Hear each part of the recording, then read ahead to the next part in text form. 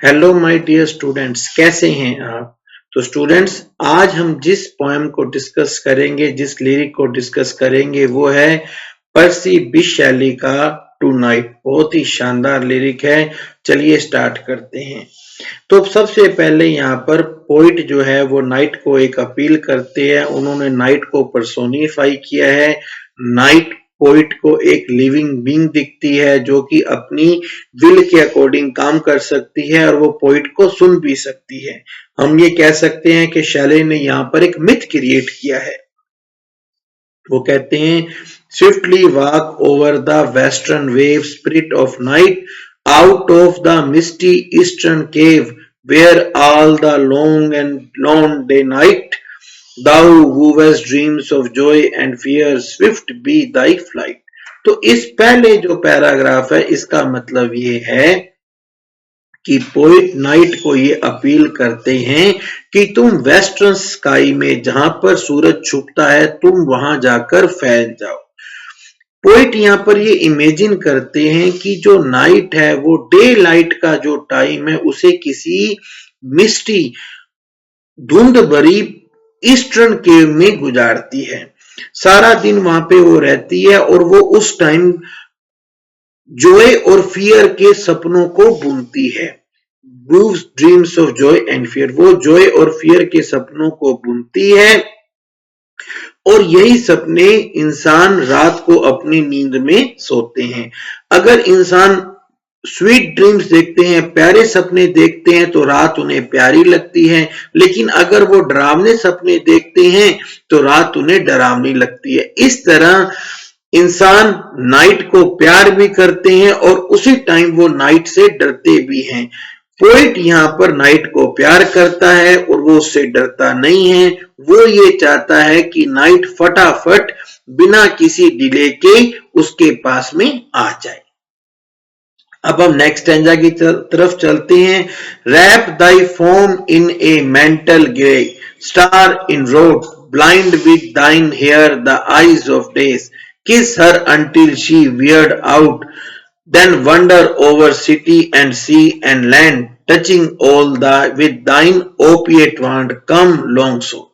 तो इस second stanza का मतलब ये है, यहां पर पोइट नाइट को ये कहता है कि तुम अपने आप को एक ग्रे कलर के मेंटल में अपने आप को तुम रैप कर लो।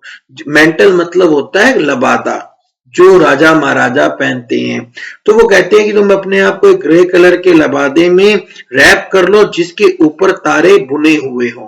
तो यहाँ पर जो डार्क स्काई है, वो अंधकार भरा जो आसमान है, उसे नाइट का मेंटल माना गया है और जो आसमान के अंदर तारे चमक रहे हैं ऐसा माना है, ऐसी इमेजरी दी है कि वो तारे उस मेंटल के ऊपर चमक रहे हैं। इसके बाद में यहाँ पर पोइट ने डे को भी पर्सोनिफाई कर दिया है। पोइट नाइट को कहते हैं कि तुम आओ और अपने काले बालों को डे की आइज के ऊपर फैला दो ताकि डे कुछ भी देखने के लिए एबल ही ना रहे। तब पोइट नाइट को ये कहते हैं कि तुम डे को इतनी किस करो कि वो ओवरवेलम हो जाए, उसे कुछ बर्दाश्त ही ना हो। वो इतना ज्यादा तुम उसे इतना ज्यादा पागलपन और इतनी ज्यादा रिपीट किस करो कि डे इन किस से टायर्ड हो जाए, थक जाए और वो इस दुनिया से ही भाग जाए। क्या जबरदस्त पोएटिक फैंसी वो यूज करते हैं।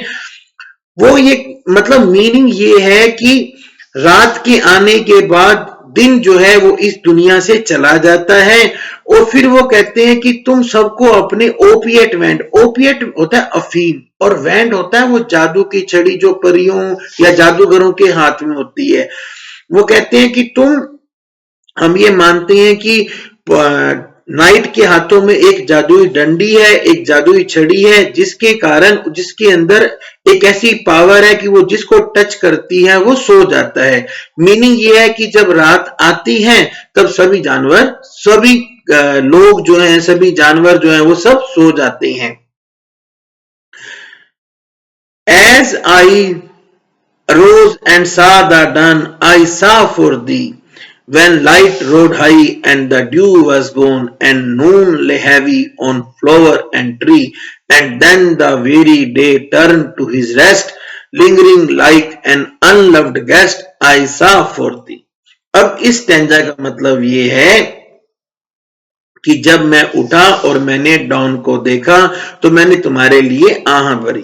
तो उस समय जो रोशनी थी वो बहुत ज्यादा थी, और जब अब आपको पता है कि जब रोशनी ज्यादा थी और जो ड्यू ओस भी वो जा चुकी थी, और जो फ्लावर्स और ट्री पर जो नून थी वो भी बहुत ज्यादा हैवी थी।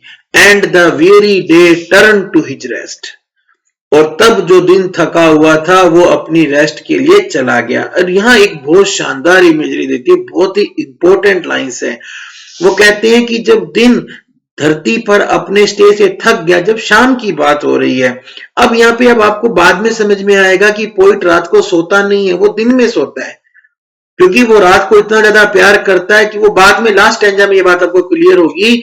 तो कहता है कि जब मैं उठा और मैंने देखा कि शाम हो चुकी थी, और मैंने तुम्हारे लिए आ भरी। उस समय लाइट जो थी वो बहुत ऊंची थी और ओस भी जा चुकी थी, और फूलों और पेड़ों पर दोपहर या शाम की जो रोशनी थी वो बहुत ज्यादा थी।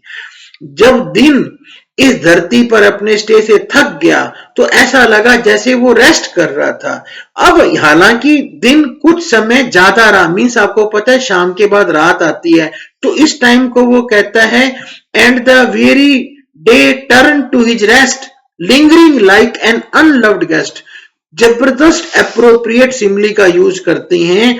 वो ये कहते हैं कि जैसे एक गेस्ट जो है वो किसी घर में जब स्टे के लिए आता है वो थोड़ा लंबे समय तक रह सकता है, लेकिन तब उसका वेलकम नहीं किया जाता है। उसी तरह से दिन भी यहां पर कुछ लंबे समय के लिए रुक गया। आई सा for the thy brother death came and cried, wouldst thou me thy sweet child sleep? The filmy eyed murmured like a noontide bee, shall I nestle near thy side? Wouldst thou me? And I replied, no, not thee। बहुत जबरदस्त stanza है। अब यहाँ पे poet जो है उसे ना तो डेथ में कोई इंटरेस्ट है, ना उसे कोई नींद में इंटरेस्ट है, ना उसे डेथ में इंटरेस्ट है और ना उसे नींद में इंटरेस्ट है। वो तो डेथ को नाइट का ब्रदर मानता है और वो नींद को नाइट का बच्चा कहता है। डेथ को नाइट का ब्रदर इसलिए मानता है क्योंकि नाइट जो है वो भी नाइट डार्कनेस के लिए स्टैंड्स करती है, और जो मौत है, डेथ है, वो इंसानों को एक अननोन डार्क रीजन में लेकर जाती है। वो कहता है कि तुम्हारा भाई डेथ आया और वो रोने लगा और उसने कहा कि क्या तुम मेरे पास रहोगे? फिर तुम्हारा स्वीट चाइल्ड स्लीप आया और वो भी एक नून टाइड बी की तरह मरमर किया। अब वो कहता है कि स्लीप को भी नाइट का बच्चा इसलिए माना जाता है क्योंकि नाइट के अंदर जो ह्यूमन बीइंग्स हैं उनको नींद आ जाती है। Human beings are overcome by sleep. तो वो दोनों डेथ और स्लीप पोइट को ऑफर देने आते हैं कि चलो तुम हमारे पास आ जाओ। डेथ तो उसको यहां ले जाने, इस वर्ल्ड से ले जाने के लिए प्रिपेयर है, शायद इन केस जब वो लाइफ से सिक हो चुका हो। स्लीप उसकी आंखों को क्लोज कर देती है, उसकी आईलिड को क्लोज कर देती है और पोइट को बहुत ही स्वीटली और सॉफ्टली बोलती है जैसे कि दोपहर के वक्त एक बी मरमर करती है, भिन भिनाती है। बहुत जबरदस्त इमेजरी देखिए आप, murmur like a noontide bee, क्या शानदार इमेजरी है। स्लीप उसे ऑफर करती है कि कहती है कि मैं तुम्हारे पास आ जाऊं और तुम्हें एक टेम्परेरी फॉरगेटफुलनेस की स्टेज में भेज दूं, पर पोइट दोनों का ऑफर रिजेक्ट कर देता है क्योंकि वो तो सिर्फ नाइट की तरफ ही अट्रैक्टेड होता है। Death will come when thou art dead, soon too soon. Sleep will come when thou art fled. Of neither would I ask the boon. I ask of thee, beloved night, swift be thine approaching flight. Come soon, soon. तो death वो कहता है कि death तो जब आएगी वो अपने टाइम पर ही आएगी, और डेथ जो है वो ज्यादा पोइट के पास आने में ज्यादा लंबा टाइम नहीं लगाएगी। पोइट तो ना तो डेथ का ऑफर एक्सेप्ट करता है, ना वो स्लीप का ऑफर एक्सेप्ट करता है, क्योंकि स्लीप तो उसके पास तभी आएगी जब नाइट चली जाती है। वो अपना टाइम सोने में वेस्ट नहीं करना चाहता है। वो कहता है कि मैं तो डेथ के बाद परमानेंटली ही सोऊंगा। वो कहता है कि मैं तो सिर्फ तुम्हें ही चाहता हूं बिलवेड नाइट, इसलिए तुम फटाफट अपनी आ जाओ और मेरे पास जल्दी जल्दी आ जाओ। तो आई होप स्टूडेंट्स आपको मेरा ये एक्सप्लेनेशन अच्छा लगा होगा। अगर आपको ये वीडियो अच्छा लगा है और आप किसी और टॉपिक पर वीडियो बनवाना चाहते हैं तो प्लीज नीचे कमेंट बॉक्स में कमेंट कर बताएं। Thank you, have a good day.